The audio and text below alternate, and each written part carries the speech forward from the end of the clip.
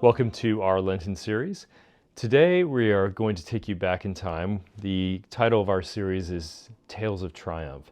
And we want to think with you about stories from the history of the church that inspire us and encourage us and challenge us, maybe to think again about how we live our Christian lives. So I want to set the context for you. If you're new to the history of Christianity or the story of the Bible, let's go right back to the very beginning. On Good Friday, Jesus dies on the cross. 3 days later, on Sunday morning, he is raised from the dead. For 40 days after that, Jesus meets with his disciples. He gives them every possible proof that they need to know that he really is alive. And then on day 40, he ascends. He goes into the nearer presence of the Father. And 10 days after that, or 50 days after his resurrection, Jesus and the Father, they send the Holy Spirit to come upon the apostles. And that's really when the story of the Christian church begins in many ways. The disciples eventually leave Jerusalem. They go out across the known world and they begin to share the message of Jesus and start the church in India and modern-day Syria and Iraq and Greece, modern-day Greece and Italy, all the way to what we now call the United Kingdom. So very quickly and very peacefully, the message of Christianity and the church spread across these areas. And for many years, the Roman Empire actually saw Christianity as sort of a deviant part of Judaism. And that matters because Judaism was a protected religion. As long as they didn't act up and they didn't get in the Romans' way, the Romans protected Judaism and they let the Jews worship the way they wanted to and do the things they wanted to do, as long as they behaved. And for many years, really until about 110 AD, the Romans saw Christianity as a subset of Judaism. But over time, in the late 90s particularly, things begin to change. Because up until the 90s, you've still got the apostles left alive, people who sat at the feet of Jesus. Peter, James, Thomas, Andrew. They're all people who sat at Jesus' feet. But around 90 AD, there's only one left, John, and then he dies. And so who have you got left to promote the Christian message? You don't have the people who sat at Jesus' feet. Now you've got people who sat at the feet of people who sat at the feet of Jesus. So I want to take you back to around 110 AD. This is where the church is now in this story, that the church has spread across the known world, and it's been fairly peaceful for the Christians by and large. A few little exceptions, Nero blaming the Christians for the burning of Rome in the 60s AD, but fairly good for the Christians. But things begin to change around 110 AD. Let me read you a story. Facing the busy harbor of Smyrna in Asia Minor in the year 110, there is a tavern on the ground floor of a tall dockside warehouse. A gray canvas awning shades the tavern entrance from the hot afternoon sunshine. Inside, there are wooden benches along the walls with thick wooden tables in front of them. Sailors and longshoremen are lounging on the benches, drinking their thin red wine out of clay cups marked in paint with the tavern keeper's design. In the far corner to the left, a group of 5 men sit around a table, not drinking the afternoon away, but listening intently to an old man, one of their number, who is speaking quietly and forcefully. He is dark-skinned, with a head of silver curls, and he wears a travel-stained white toga. 3 of his companions are younger and similarly dressed, and one of them is marking a waxen tablet with a wooden stylus as he listens to his older companion dictate a letter. The 5th man is a Roman soldier in a short leather kilt, naked from the waist up, bareheaded, with his plumed helmet resting on the bench beside him. His left wrist is manacled to the right wrist of the elderly man who is speaking. The old man says quietly, "I know what's good for me. Put me in fire, on a cross, battling with wild beasts, wrench my bones, mangle my limbs, crush my whole body. Give me the cruel tortures of the devil. Only let me get to Jesus Christ." The young man with the stylus winces, but copies the words onto the tablet.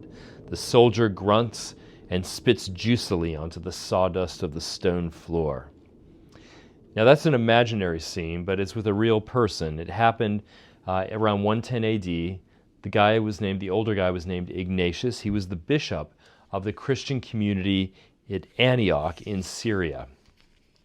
Now, at this moment that I've sort of painted this picture of for you, Ignatius was on his way from Antioch to Rome. He was under arrest, he was under guard, manacled to that Roman soldier, and he was going to die in the Colosseum. Why was Ignatius being taken to Rome to die? Well, here's why. In the early church, as Christians preached the gospel further and further out from Jerusalem, the Roman Empire got spooked. So Christians, they started meeting in secret. Romans responded brutally. In 110 AD, there was a roundup of the Christians in Antioch, and their leader, Ignatius, was shipped off to Rome in custody to be fed to the lions in the Colosseum. We know that along the way, Ignatius was allowed by his guard to meet with Christian communities from Antioch to Rome. And he met with the Christians in these towns. He encouraged them. In fact, he wrote letters to them. We still have 7 letters from Ignatius. I've read them all, in which in 110 AD, he writes them wonderful words of encouragement. Several of his letters were written from Smyrna. Now, what provoked the Roman Empire to arrest Ignatius and send him to Rome in chains? I mean, what was it about Christianity that was so threatening to the Romans? The answer was not only that Christians and pagans worshipped different gods, but they saw the universe through completely different eyes. I mean, take Ignatius and the Roman guard bound side by side with those iron manacles. They might as well have been living in different universes.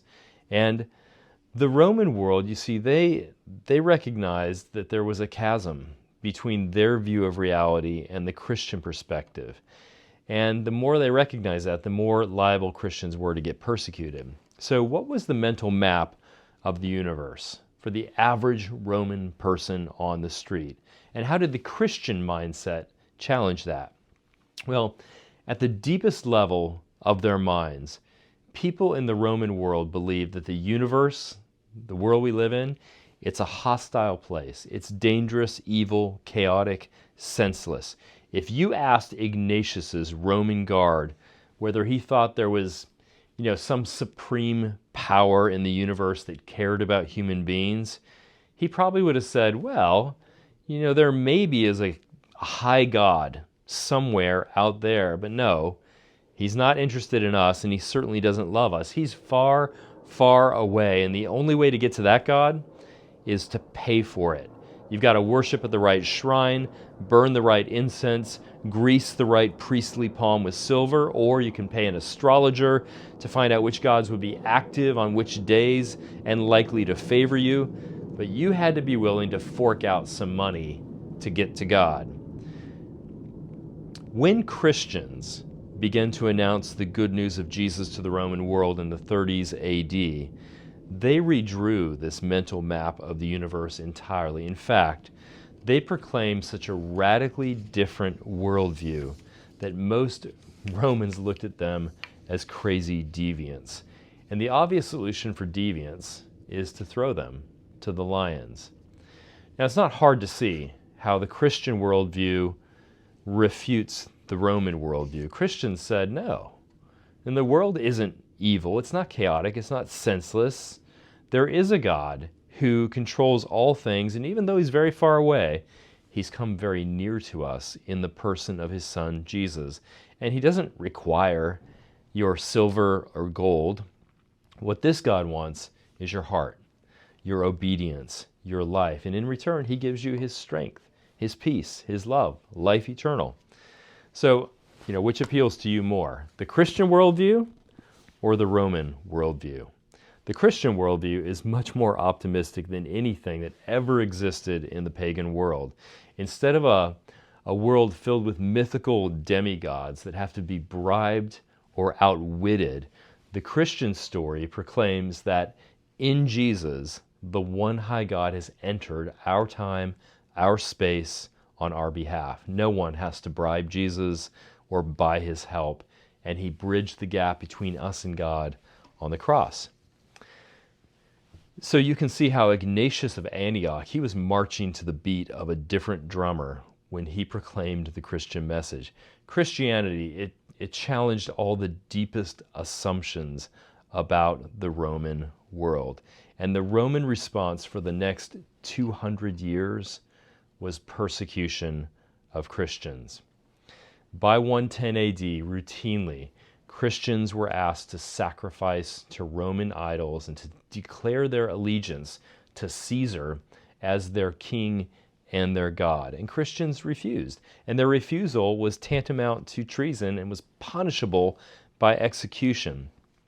The worst executions didn't actually occur until 2 centuries after Ignatius, 303, under an emperor named Diocletian.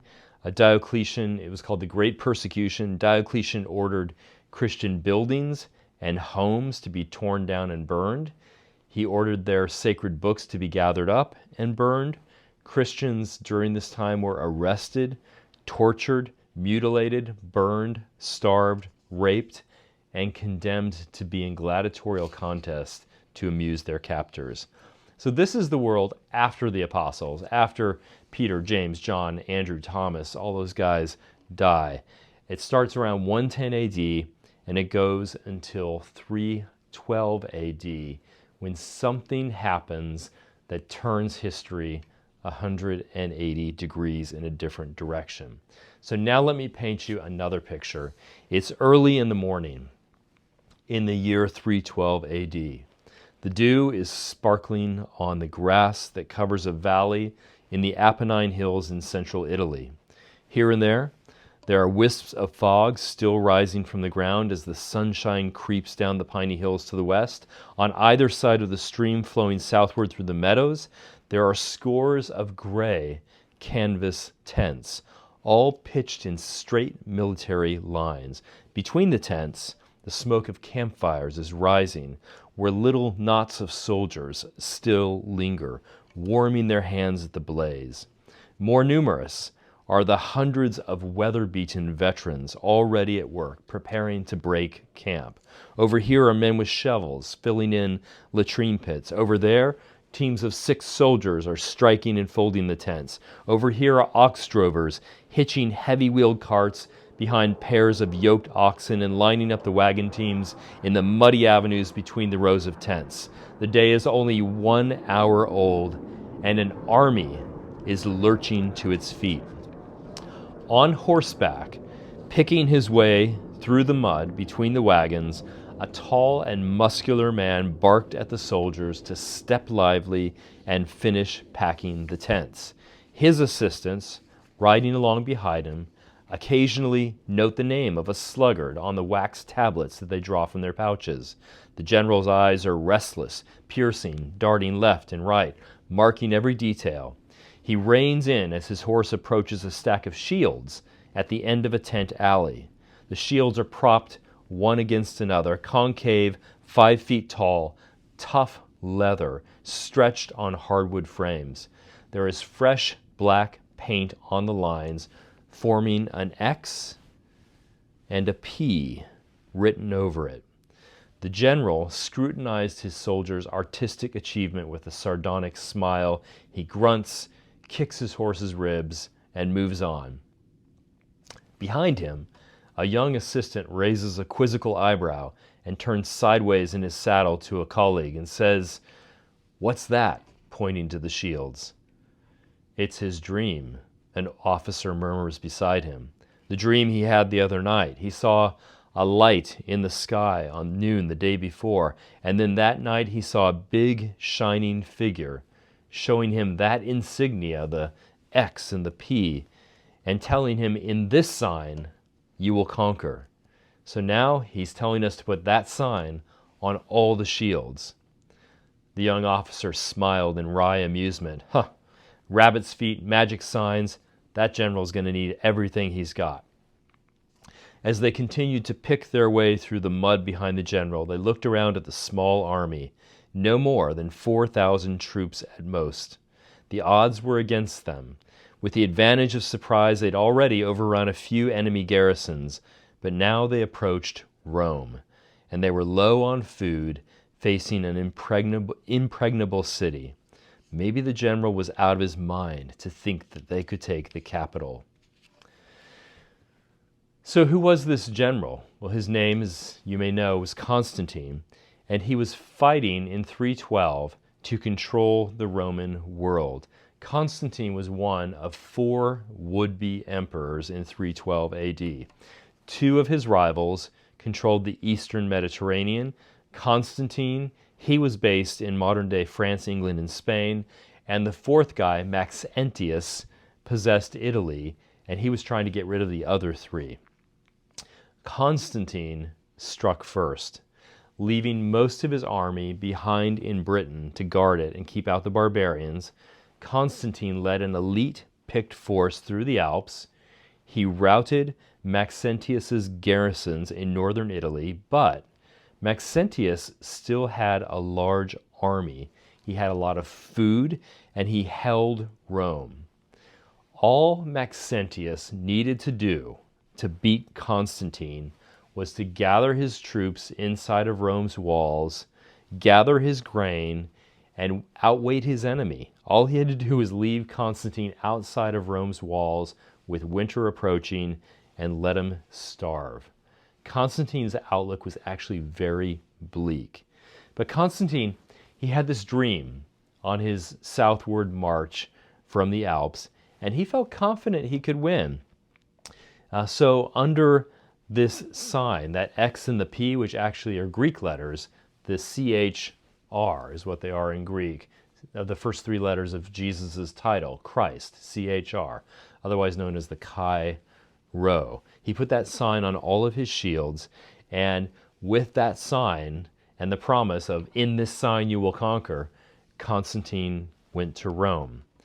The road to Rome that he was marching on went down a very gentle slope toward a bridge called the Milvian Bridge that goes over the Tiber River. And across the bridge on the far side, the city gate, the strong city gate, would have been locked and would have seemed impregnable. Now, what happens next? You know, if there were a book called Top 10 Military Blunders, this blunder would have to be like in the top 5. Maxentius does the unthinkable. As Constantine stands there on the other side of the Milvian Bridge, looking at the city gate, thinking, how am I going to get into Rome? The gate swings open, and Maxentius's troops, 10 abreast, march out over the bridge. It was a huge military mistake. Reacting instantly, Constantine ordered his men to charge down the road. They crashed into Maxentius's front line while they were on the run. Maxentius's soldier, his line completely collapses. It turns into this tangled mob. Maxentius himself was swept off the bridge in full armor. He sank to the bottom of the Tiber River and drowned. And without their leader, Maxentius's army threw down their arms. Even the most battle-hardened soldier considered that day a miracle. And the Battle of the Milvian Bridge was a turning point, not just in Roman history, and not just in world history, but in Christian history. The crucial fact was not that one Roman general beat another Roman general and captured Rome. That had happened before and often. It was a turning point because it marked a dramatic reversal in the place of the Christian church in the Roman Empire. Before the Battle of the Milvian Bridge and before Constantine, being a Christian could cost you your life. But when Constantine approached Rome, and before the battle, he placed his army under the God that the Christians worshipped, and this miraculous victory seemed to confirm Constantine's surmise that the gods of Roman paganism were dead and the Christian God reigned supreme. Everything changes because now Constantine is going to give his allegiance to the Christian God. And as the supreme ruler of the empire at that point, his God is the one that is going to be in control. So Constantine's motives were complex. If you read a history book on this, you'll see historians still debate the degree to which Constantine understood Christianity at this point in 312 AD and the degree to which he was even committed to Christianity. It's not even certain that Constantine was baptized until near his death, 25 years later. But what is known is this. After this battle, Constantine favors the Christians in the Roman Empire, and he opens a new era in which the dark night of persecution gave way to the sunshine of imperial favor. No longer would Christianity be a marginal counterculture. The Christian movement, they no longer faced the dangers of persecution. Now they were going to face the problems and pitfalls and dangers of wealth and of respectability and of power. Before Constantine, the church and the state are separate, but with Constantine, a new epoch begins in world history in which church and state are closely allied and their interests are interwoven. So in closing, here's a couple of changes that happen with Constantine. Before Constantine, the church was oppressed. With Constantine, the church now has patronage. There's money for buildings. There is money for the copying of the Bible and its dissemination across the Roman Empire. Before Constantine, bishops worshipped in fear and couldn't travel anywhere. With Constantine, the bishops now had access to the imperial post, which meant that they could send letters to each other about theological matters or pastoral matters. It meant that they could send copies of the Bible all over the Roman Empire. It meant that Constantine could now call a council of bishops, which he did, the Council of Nicaea in 325, in which they can get together and debate doctrinal matters. It meant that instead of Christianity being suppressed, other religions, including Roman paganism, were now suppressed. Now, these all might sound like really good things, and yet there was perhaps a bad thing that happens because of this change, is that not only is Christianity favored by the empire now, but Christianity and the state kind of got into bed with each other, as it were. And it's going to happen in the succeeding centuries that Christianity gets compromised because of its support by the state. So, we've given you two snapshots today. One, Ignatius, a guy who was willing and ready to give it all for Jesus. And I personally find that very challenging. You know, during Lent, Father Ben talked last Sunday. I talked on Ash Wednesday about giving up things for Lent. Ignatius gave it all up. We are called to give up very little for our Lord. But you know, what might Jesus be calling you to let go of in your life that really isn't adding anything to your life, and it's not adding anything into your relationship with God? So we have Ignatius, one tale of triumph. We have Constantine, another tale of triumph. We have Constantine to thank in many ways today for the fact that we have, the Bible. We have missionaries that built the empire. We have wonderful opportunities during his time to think about what does it mean that we have a God who is 3 in 1 and things like that. So Constantine brought a lot of good things, maybe brought some bad things as well. So if you want to talk about it today after this podcast, we invite you to have that conversation. What was good and what was bad about Constantine's his success at the Milvian Bridge? And how might Ignatius inspire you to give up something that really doesn't belong in your life? God bless you.